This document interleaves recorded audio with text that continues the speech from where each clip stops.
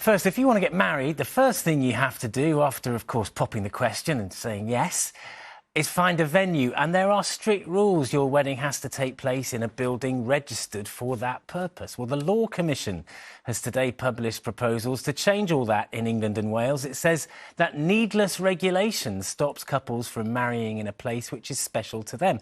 And that place might be, well, anywhere. People should be able to get wed on the beach, on a boat, or even in their kitchen if they like. Only the presiding officials need to be regulated. Well, we're joined now in the studio by the wedding planner, Mark Niemierko. Mark, this feels like a sensible idea, doesn't it? Totally sensible. Very archaic rules. In Scotland, for example, you can get married from a bar top to a cliff top, and England and Wales have been quite behind with that. So this opens up a variety of options for couples.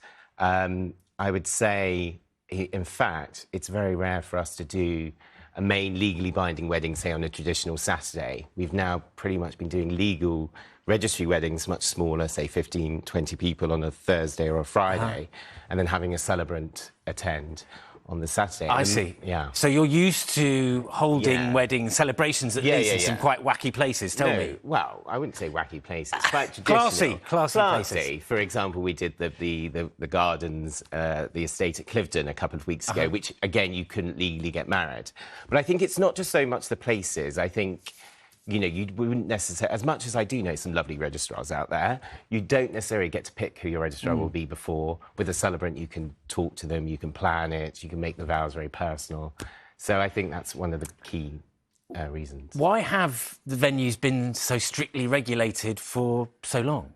I have absolutely no idea. But it even goes to the point that, you know, so each room at a venue, so say you're a hotel, you have to have license each venue, and it sometimes is to do with health and safety, fire exits and number of people. And if you want to do it outside, there was a way around it to do with foundations and having a pagoda or something like that with it had to still have 4 pillars. So I can't tell you the exact reasons, but very archaic. And there's all sorts of strange rules that accompany them.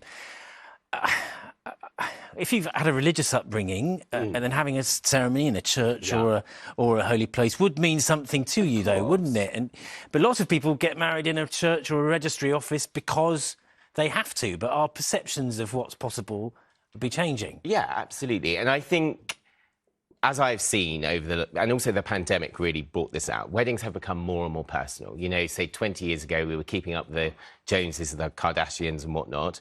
I feel couples don't feel the need to follow those rules, if you like. I always say, you know, I have a whole template on how to plan a wedding, but each time I throw it out the window and we start from fresh. So I think it's about making the wedding personal to you. Well, and perhaps it might help with the astronomical cost, or what can be an astronomical cost of getting married. Yeah, there's no venue hire if you're getting married at home, although if your parents want to charge you for their back garden, maybe. But otherwise, you know, that does cut back on costs. What I would say, however, is when we have done marquees at clients' homes and so forth, it is a bit more logistical challenging, because obviously it's not a venue that's built to host big events, but obviously, there is a big saving. And people get very good value when you're planning the wedding, of course. Yeah, of course, always. Mark, great to talk to you. Nice to talk to you. Thanks for coming in.